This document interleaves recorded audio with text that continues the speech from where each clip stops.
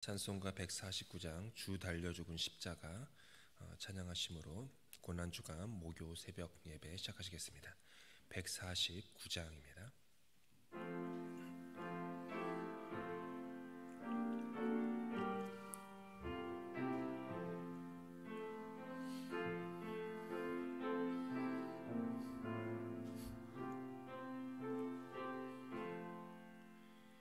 주 달려 죽은 십자가 우리가 생각할 때에 세상에 속한 욕심은 헛된 줄 알고 버리네. 죽으신 구주 밖에는 자랑을 말게 하소서. 보혈의 공로 힘입어 교만한 마음을 버리네. 못 박힌 손발 보니 큰 자비 나타내셨네.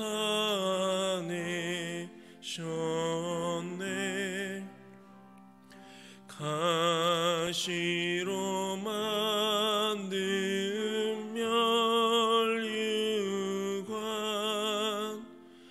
우리를 위해 쓰셨네.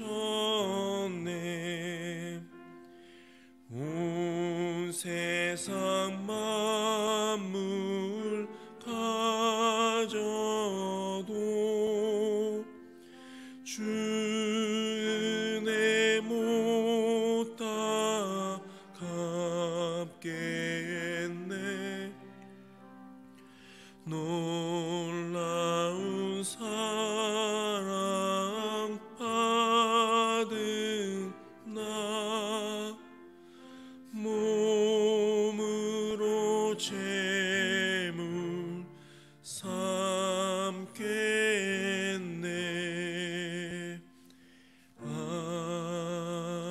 아멘.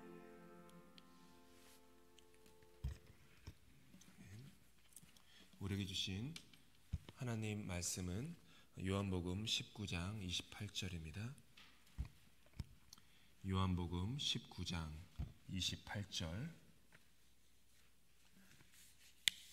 한 절이니까 우리 함께 읽겠습니다. 요한복음 19장 28절입니다.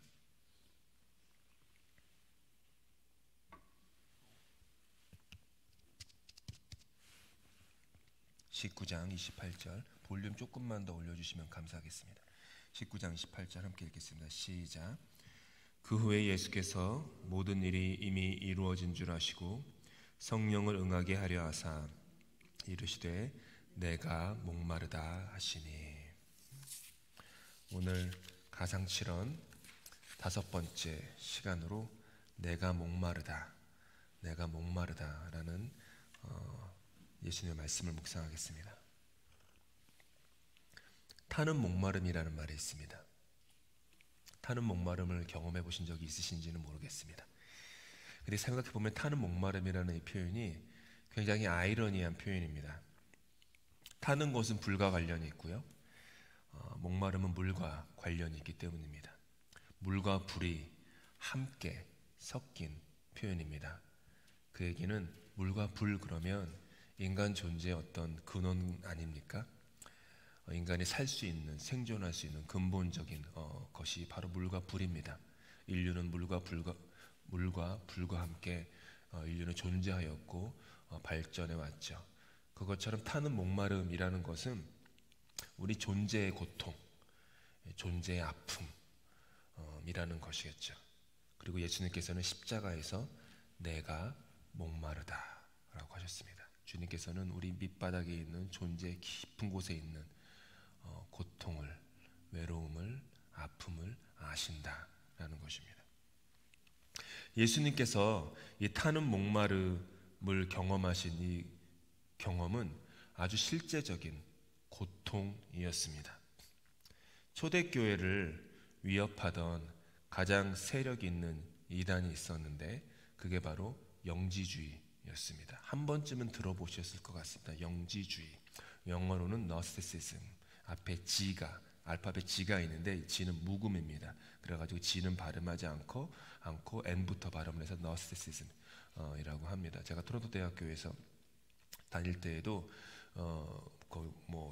세인트 조지나 하버드 스트리트 이렇게 왔다 갔다 하면은 전봇대 있지 않습니까? 거기에 이제 세미나나 이런 것들이 많이 붙어 있어요. 근데 꼭 제가 봤던 몇 년에 한 번씩 꼭 봤던 것 같아요. 영지주의 세미나 이런 게 꼭 붙어 있었어요. 거기에 간혹 가다가 그런 것들이 있을 정도로 지금도 사실은 많이 있습니다. 이름은 달리 하지만 이게 뭐냐 하면 영지주의는 영지주의 말 그대로예요. 영혼은 선하고 육신은 악하다. 이게 영지주의예요. 그래서 하나님의 아들인 예수 그리스도께서 아주 순수한 영이었다. 근데 영일 뿐이었다라고 믿었습니다. 그래서 물질적인 상태, 즉 육신을 입으실 수가 없다. 어떻게 하나님의 아들이 육신을 입을 수 있느냐라는 생각까지 발전을 했어요. 그래서 영지주의자들은 예수 그리스도의 그 성육신을 받아들이지 못했습니다. 그들이 만들어낸 그래서 이론이 있어요. 그게 가현설입니다. 가현설이 뭐냐 하면 성자 하나님 예수님께서 사실은 육신을 입고 오신 것이 아니라 다만 이 겉껍데기만 가짜로 입고 오셨다라는 논리였어요. 즉 겉만 육신을 가진 것으로 보일 뿐 사실은 100% 영적이기만 한 존재였다라고 보았던 것이죠. 그러니까 성자 하나님 예수 그리스도의 인성을 부인하고 신성만 강조한 것입니다. 그러다 보니까 예수님은 일종의 그 유령과도 같은 존재가 되어 버렸습니다. 영만, 그리고 또 사람들의 그 생활의 윤리가 바닥에 났습니다. 영만 선하기 때문에 내가 육신을 가지고 어떤 일을 하든지 간에 상관이 없어요. 두 가지로 주로 이제 생활 윤리가 빠졌는데, 하나는 영만 선하고 영은 결국 천국에 가는 거니까 영만 고결하고 육은 하찮은 것이니까 내가 내 마음대로 육신을 부려도 된다라고 하면서 쾌락주의에 빠지거나, 아니면은 내 육신은 나빠, 내 육신은 죄악 덩어리야, 이런 생각에 침잠한 나머지 이제 아주 극도의 금욕주의나 자기 학대 이런 쪽으로 되게 둘이 다른 것 같죠. 그렇죠. 다른 것 같은데 사실 그 뿌리는 같은 거예요. 쾌락주의나 금욕주의나 상반대, 서로 정반대 있는 것 같지만 그 밑바닥에는 이와 같은 영지주의가 뿌리 받고 있는 것이죠. 이렇게 보면은 지금도 2000년이 지난 지금도 이것은 뿌리 깊게 우리 삶 속에, 세상 속에 있다고 볼 수 있죠. 어쨌든 영지주의는 예수님의 영만, 육신을 부인했기 때문에 영만 생각했기에 예수님이 유령과도 같은 존재가 되었어요. 그래서 이스라엘의 땅 위를 걸으신 주님이 어떤 발자국도 남기지 않은 존재가 되어버렸고, 갈릴리 그 가난한 동네에서 흙냄새를 맡으며 고단한 그들의 땀 섞인 살과 부비며 그들과 함께 먹고 마신 것이 아니다 라는 것이 되어버렸습니다. 심지어 십자가에 달리셨을 때에도 육체의 겉껍데기만 입은 영혼이 달린 것이기에 진짜로 고통받으신 것은 아니었다라는 생각까지 들게 됐어요. 성자 하나님께서 어떻게 인간과 같이 고통을 받으실 수 있느냐라는 것이죠. 그런데 오늘 우리가 함께 읽은 본문에서 예수님은 말씀하십니다. 내가 목마르다. 내가 목마르다. 예수님께서는 우리와 똑같이 타는 목마름을 느끼는, 타는 목마름을 아파하는 육신으로 오셨습니다.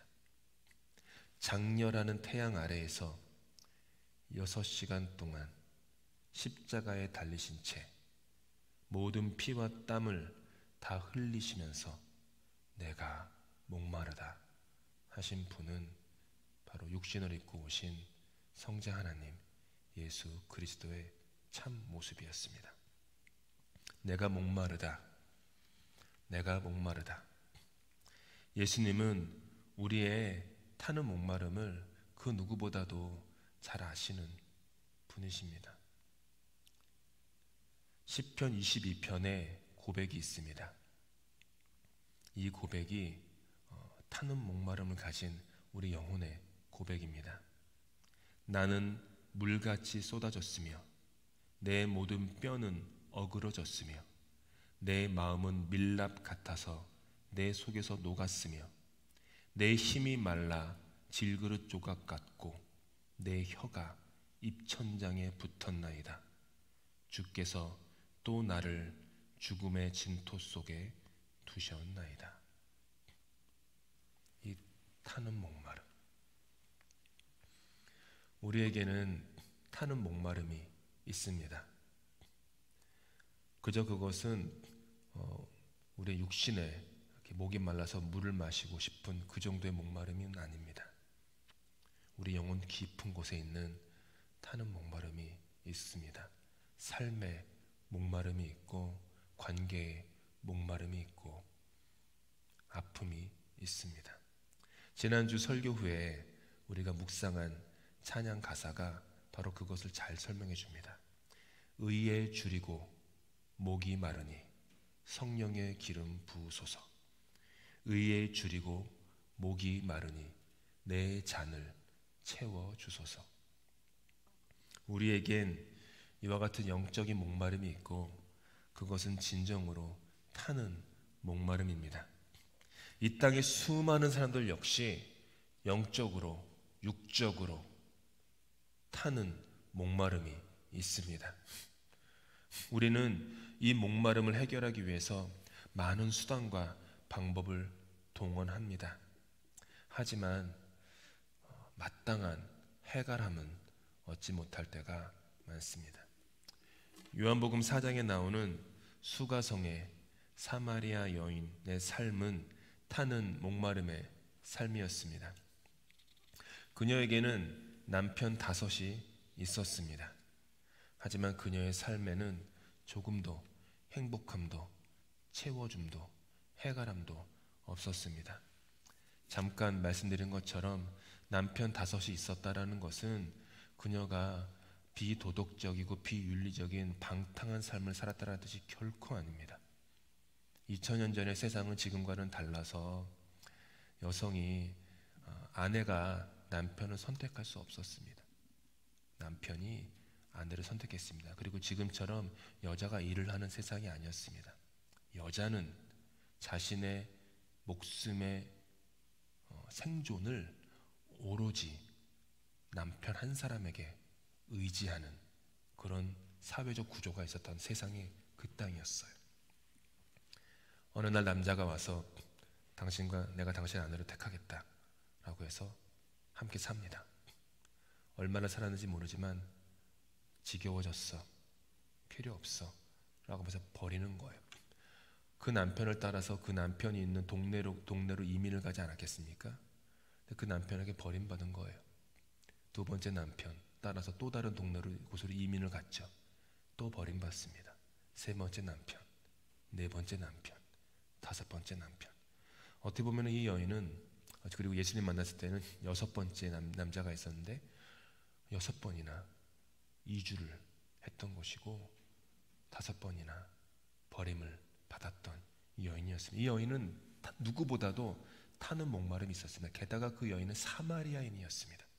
유대인들이 상종조차 하지 않는 그런 존재, 증오하고 미움을 받는 편견과 핍박의 대상이었던 그 대상인 사마리아인. 그녀는 그렇게 타는 목마름이 있었고 그 그녀의 타는 목마름은 해가람이 없이 늘 강렬하게만 했습니다. 그래서 태양빛이 장렬하는 정오 12시에 물을 길러 거기에 간 것입니다. 동네 어떤 아낙네들도 정오에 물을 길러 가는 법은 없습니다. 너무 뜨겁기 때문입니다. 이른 아침 그리고 해가 진 후에 물을 길러 가고, 그 물을 길러 가는 그 자리는 여인네들이 서로 삶을 공유하고 나누는 공동체였습니다. 지난밤에 어떤 일이 있었어, 누구네 집에 길동이가 영희와 철수가 이런 얘기를 나누는 공동체였어요. 아침마다 저녁마다 여인들이 모였습니다. 하지만 이 여인은 속하지 못했습니다. 이 여인은 속하면 이 여인은 옆에 아무도 없었다라는 거예요. 그래서 그 뜨거운 태양 아래 간신히 우물가에 가서 물을 길러오는 그 여인. 한번 그 여인의 고독함, 외로움, 아픔, 절망, 포기, 마른 눈물, 거절당한 그 고통, 아픔, 나 자신이 얼마나 쓸모없는 존재라고 하는 사회의 그 시선들, 그리고 본인도 그렇게 믿었던 그 여인을 한번 생각해 보십시오. 타는 목마름, 그게 우리의 인생의 모습입니다. 그리고 그 여인에게 찾아가신 예수님께서는 그녀에게 이렇게 말씀하셨어요. 이 물을 먹는 자마다 다시 목마르려니와 내가 주는 물을 먹는 자는 영원히 목마르지 아니하리니 나의 주는 물은 그 속에서 영생하도록 솟아나는 샘물이 되리라. 우리의 영혼에 타는 목마름을 해갈시켜 주실 수 있는 분은 오직 예수님밖에 없습니다. 예수님은 영원토록 마르지 않는 생수의 근원이시기 때문입니다. 우리의 일시적이고 반복적인 목마름을 해결시키시는 분만이 아니라 근본적이고 영원한 목마름을 해결해 주시는 분이 예수님이십니다. 죄의 사슬 속에서 옳은 것을 알면서도 옳은 삶을 살지 못하고 그렇지 못한 삶을 자꾸 나아가는 이 연약한 나를 보면서 오호라 나는 곤고한 자로다 라고 하면서 타는 목마름으로 애통하는 우리를 해방시켜 주시는 분이 예수 그리스도이십니다. 도무지 벗어나기 어려운 어둠 속에서 스스로를 구원할 수 없어 사그러져 가는 빛처럼 말라가는 우리를 불러내어서 빛 가운데로 나아가게 하시는 분이 바로 예수 그리스도이십니다. 죄로 인해서 영원히 죽을 수밖에 없는 우리를 위해서 십자가에 달려 내가 목마르다 하시며 죽으신 그 대속의 은혜로 인하여 우리는 이 새 생명을 얻습니다. 그리고 예수 그리스도의 목마름은 바로 저와 여러분을 향한 목마름이기도 하였습니다. 그것은 다름 아닌 저와 여러분을 위한 아버지 하나님의 목마름입니다. 여러분 그거 아세요? 하나님은 여러분을 향해 목마르십니다. 하나님은 언제나 목마르십니다.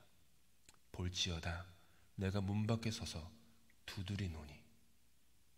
저는 이 말씀을, 요한계시록에 나오는 이 말씀을 묵상할 때마다 마음이 아파요. 그리고 애틋해요. 왜 문 밖에 서서 기다리시나? 왜 문 밖에 서서 기다리시나? 내가 얼마나 내 삶의 문을 열지 않았기에, 내가 얼마나 내 마음의 문을 열지 않았기에 문 밖에 서서 기다리시나? 내가 문 열어주기를 그렇게 기다리시나? 우리 주님 그런 분이세요. 하나님 아버지가 저와 여러분을 향한 타는 목마름, 성자 예수님께서 우리를 향해 타는 목마름을, 성령님께서도 타는 목마름이 있기 때문에 너희가 마땅히 빌바를 알지 못하지만 말할 수 없는 탄식으로 내가 너희를 위해 기도한다. 이 얘기 뭐예요? 성령님이 우리를 향해 타는 목마름이 있으시다라는 뜻이죠. 주님은 우리를 위해서 타는 목마름이 있습니다.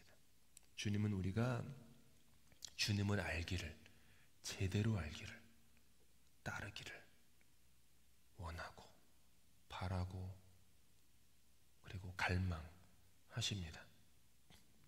물이 없어 마르고 황폐한 이 세상에서 하나님을 향해 목마르기를 원하십니다. 세상을 향해 목마르지 말아라. 거기에 너의 해가람이 없다. 사마리아 여인이 그거였잖아요. 몇몇 남편들이, 그 남자들이 너의 삶에 목마름을 해결할 수가 없어. 절대로 안 돼. 우리는 목마름을 해결하기 위해서 여기 찾아, 여기 기웃, 저기 기웃합니다. 이 사람, 저 사람 찾아다닙니다. 이것도 한번 추구해보고 저것도 한번 추구해봅니다. 여기도 여행해보고 저기도 여행해봅니다. 자녀들에게 이것도 줘보고 저것도 줘봅니다. 때로는 무슨 모든 관계에서 호통을 치기도 하고 삐져있기도 하고 외면하기도 하고 거절하기도, 온갖 수단과 방법을 다 동원하면서 이것저것 해보지만 해결함이 없어요. 주님은 말씀하시는 거예요. 그곳은 영원한 샘물이 아니야. 왜 영원한 샘물이 아닌 곳에서 물을 찾니? 왜 그 사람에게서 생수를 찾니? 왜 너의 남편에게서, 너의 아내에게서 생수를 찾니? 왜 너의 부모에게서, 너의 자녀에게서 생수를 찾니? 거기에 없는 것이죠. 주님이 그래서 말씀하시는 거예요. 요한복음 7장에서 누구든지 목마르거든 내게로 와서 마시라. 나를 믿는 자는 성경의 이름과 같이 그 배에서 생수의 강이 흘러나오리라. 우리는 주님을 향해 목마릅니다. 고난주간 보내시면서 한번 생각해 보세요. 나는 정말 주님을 향해 타는 목마름이 있는가? 아니면은 수십 년 동안 반복되어 온 그냥 신앙생활에 타성에 젖어서 그저 오늘도 또 습관처럼 주님 앞에 나오고 있진 않은가? 나는 타는 목마름이 있는가? 주님은 타는 목마름을 가진 사람을 찾으세요. 예배당에 수백 명, 수천 명, 수만 명이 모여 있어도 그 모인 사람들이 전부가 다 타는 목마름을 가진 사람들은 아닙니다. 큰 소리를 지르고 손을 든다고만 해서 꼭 반드시 하나님을 향한 타는 목마름이 있는 것은 아닙니다. 하나님은 마음의 중심을 보세요. 우리는 사람을 얼마든지 속일 수 있지만 하나님을 속일 수는 없습니다. 심지어 나도 나를 속일 수 있어. 내가 하나님을 향해 목마르고 내가 신앙이 괜찮구나라는 착각 속에. 근데 하나님은 중심을 보세요. 만약 하나님이 동희야, 너는 나를 향한 갈망이 없다, 이러면 어떡해요? 목사로 살면서 수없이 설교하고 성경 공부하는데 어느 날 주님이 동희야, 너는 나를 향한 타는 목마름이 있니? 라고 물어보시면 뭐라고 대답할 것입니까? 주님을 향한 타는 목마름을 가지십시다. 주님의 그 사랑을 향한 목마름, 주님의 공의를 향한 목마름, 주님의 자비를 향한 목마름, 주님의 생명을 향한 목마름, 사슴이 시냇물을 찾기에 갈급함같이 우리의 영혼이 주님의 임재를 사모하는 그 타는 목마름을 가지십시다. 주님을 향한 그 목마름은 주님의 말씀을 향한 목마름입니다. 내 안에 영적인 갈급함을 채울 수 있는 것은 사람의 말이 아니라 주님의 말씀밖에 없습니다. 영적인 목마름을 가진 사람들은요, 이것을 다 알고 있어요. 그런 사람들은요, 말씀을 사랑합니다. 말씀을 사랑하지 않는 사람은 결코 예수님을 사랑할 수 없습니다. 예수님을 진정으로 사랑하는 사람은 말씀을 사랑하게 되어 있습니다. 우리에게 유일하게 남기신 것이 말씀밖에 없잖아요. 전통과 제도나 이런 것들을 남기신 게 아니잖아요. 말씀. 하나님을 어떻게 알 수 있습니까? 우리에게 주어진 이 말씀, 이것으로 하나님을 알 수 있는데 당연하지 않습니까? 예수님을 사랑하면 말씀을 사랑하는 것이고 말씀을 사랑하지 않으면 내가 과연 예수님을 향한 타는 목마름이 있는지 돌아봐야만 하는 것입니다. 이건 목사의 일만이 아닙니다. 모든 사람들이 다 똑같은 것이죠. 그래서 우리는 이 타는 목마름으로 예배의 자리에 나옵니다. 그리고 이 목마름으로 우리는 서로를 말씀으로 섬기려고 합니다. 그냥 정으로, 인정으로 이렇게 섬기지 않습니다. 말씀으로 섬깁니다. 말씀으로 섬길 때 우리는 그 사람과 함께 하나님 안에서 자라가고 성장할 수 있습니다. 그리고 이런 목마름의 은혜를 입은 그리스도인은 아직 예수를 모르는 수많은 이웃을 향한 목마름도 가지게 되어 있습니다. 감추어진 그들의 타는 목마름을 느끼게 됩니다.